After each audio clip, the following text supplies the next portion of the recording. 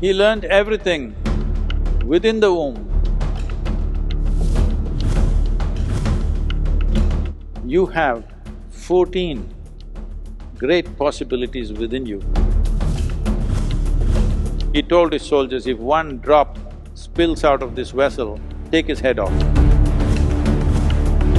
1 day, 2 days, 3 days, 4 days, he stood there.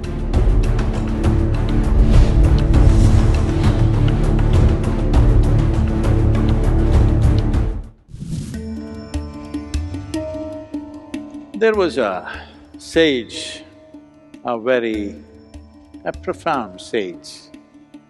His name was Sukha. He was the son of Vedavyasa. Sukha learnt everything that he can learn, all the scriptures and the knowledge and the traditions and everything, when he was in his mother's womb. He learnt everything within the womb. When he came out, he came as a child sage. So he was a Bala Brahmachari, nobody initiated him, but he is like that. One day Sukha thought he must go to Vaikuntha and meet Vishnu. So he went there. The gods stopped him and they said, what? He said, I'm Sukha, son of Vedavyasa. I want to see Vishnu. They looked at him and said, we see that you're fully stuffed with knowledge. We can see Vedas in your body, Upanishads in your body, every other scripture in your body, but you don't have a guru, you have no admission here, just go back. So Sukha was confused because he had never thought what is a guru, because everything that anybody would want to know was already with him when he was born. So he came back to his father and he said, Father, they would not let me into Vaikuntha. They said, I need a guru. What is that? I want that. They're saying my knowledge is not good enough. Then Vedavyasa said, see, there is only one person who can be your guru. This is King Janaka. Sukha said, okay, I will go there. And then he went.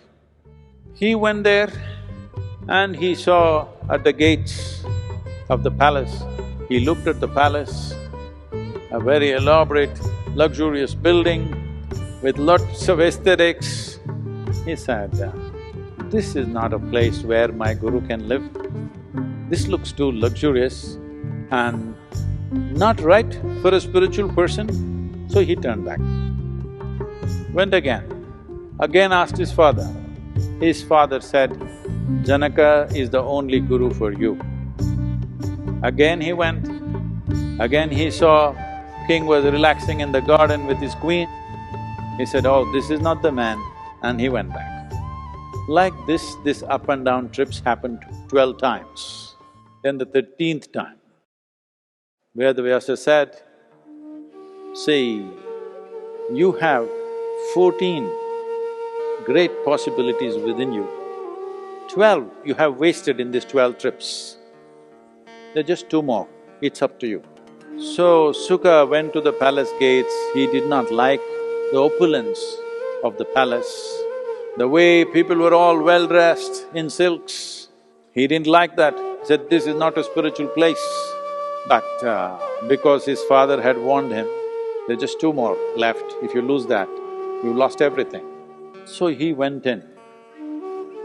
So he said, I want to see the king. First thing he was expecting, Sukha, the son of Vedavyasa, when he comes, the king will come and receive him. Nobody came. Then he came and requested, I want to meet the king. So Janaka inquired, where is he standing? They mentioned where. He was standing in a place where normally out of the palace they throw all the refuse, it goes and falls in a pit. He was standing in that place. King Janaka said, tell him to stand right there. He stood there. As evening came, the day's garbage, they started throwing it out. So he stood there, 1 day, 2 days, 3 days, 4 days. He stood there, a heap of garbage covered him, but he just stood there. Then King Janaka asked, what's happening? That's it, he's standing right there. He said, ask him to wash up, give him some fresh clothes and bring him here. So that was done and then he went in front of Janaka. Janaka said, see, in honor of your arrival, I have organized a whole lot of celebration and festivities, lot of things happening around here. Go and enjoy yourself, but just carry this vessel with you. The vessel was full of milk to the very brim. He said, carry this vessel with you and just what we have organized in your honor, please enjoy the festivities and come back. So Sukha carried this vessel and went.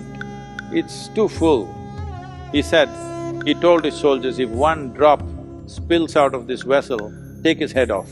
So when your head is in question, you walk carefully.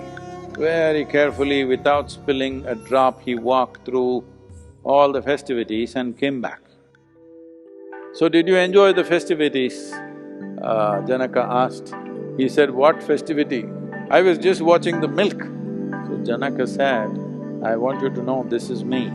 Just to see that the milk doesn't spill, you needed so much attention. Keeping my connection with the divine, it needs lot more attention. But still, look at me, I'm still involved with everything around me. You are still in a place, if you focus on one thing, the other thing won't happen to you. So you need to work. And he took him as a disciple.